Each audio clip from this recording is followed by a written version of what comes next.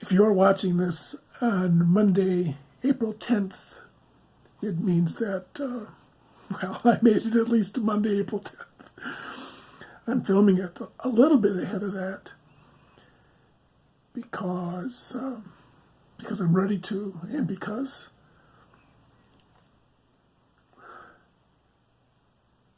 I'm ready to. I'm posting this on Monday, April 10th if I haven't had a meltdown. I have not had a meltdown yet. I seriously wondered if I would. I asked Julie a few days ago if she thought I was going to have one, and she thought I was. By then, she thought I was going to have it. The weekend before this, if this is Monday, April 10th, and like 8 or 9 days ago, I started feeling like my hormones were shifting, and I had a rough patch for several hours, feeling that pulled apart feeling, and for several hours I just hated everything. But that evening we went out to dinner with a couple of our best friends, and the next day I felt fine, and I felt fine ever since then. If I posted this on Monday, April 10th, and everything's a go for my surgery tomorrow, then I'm raring to go. And that's so remarkable.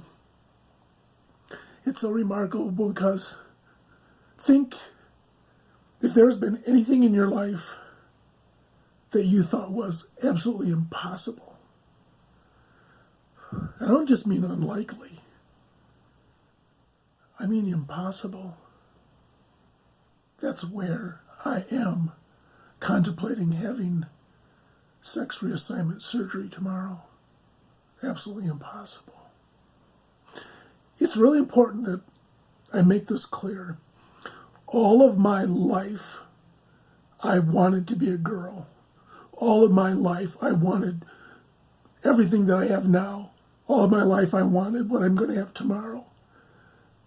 As much as I love being a father, I always wanted to carry children.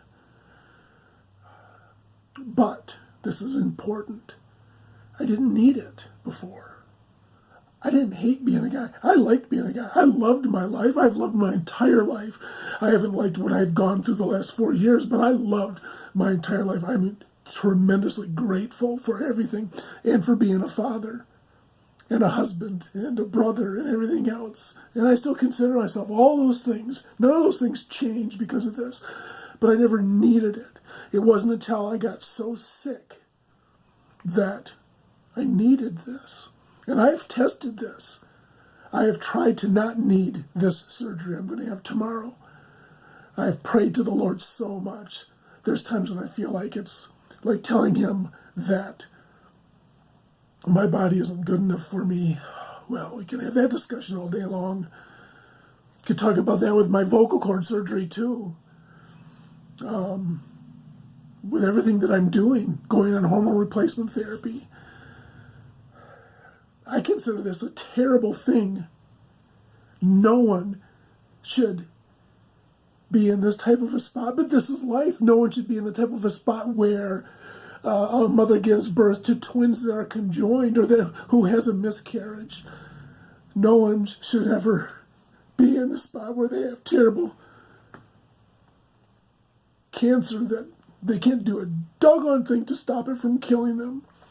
Or the slow death, which is Alzheimer's or Parkinson's or ALS or so many things. And every time I see of another person suffering, no one should be in this terrible spots like this. But this is life. This is the life that we have in this world. I won't get all theological on you about it. Doesn't matter what your faith or non-faith or whatever is. We all know it's true. So many things in life are hard, and you can't escape them. If you have a pulse, that means you're going to suffer tough stuff. But now here I am. Actually, I've been feeling tremendously happy the last few months. Happier than I have in decades.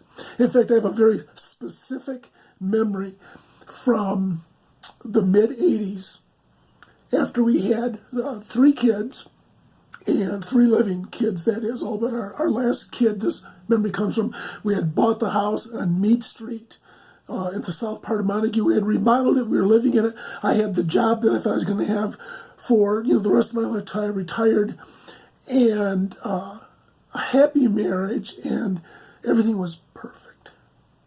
And I have this memory. I was walking down in my basement, and I stopped at about the 4th step, and I thought how happy I was, and I thought, no one deserves to be this happy, and I thank the Lord for everything I had, and it overwhelmed me how happy I was, and content, and giddy, just downright giddy over my life. And I've been that way for the last several weeks. To that really high level. I felt really good for several months.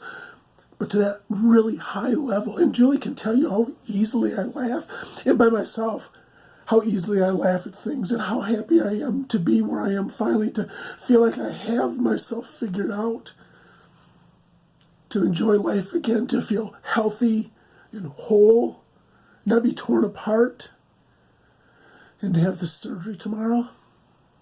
Again, I'll spare you the gory details about that stuff, but just think, if you have a body part which needs to be fixed, I'll just leave it at that. Contemplating that, it's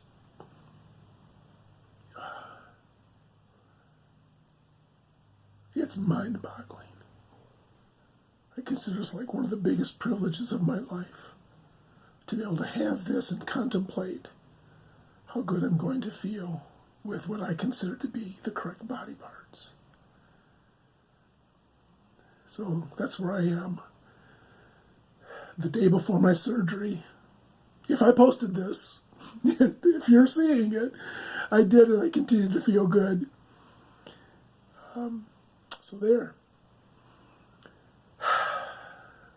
Thanks to everyone who's been so understanding, who's read my stuff and watched my videos. To those who I have offended with this stuff, please forgive me. To those who just haven't been able to contend with me, please forgive me.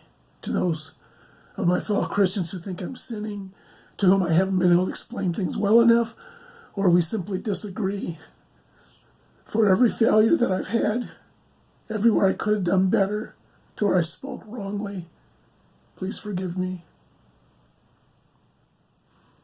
And to everyone who loves me and who has been so kind to me, I adore you all.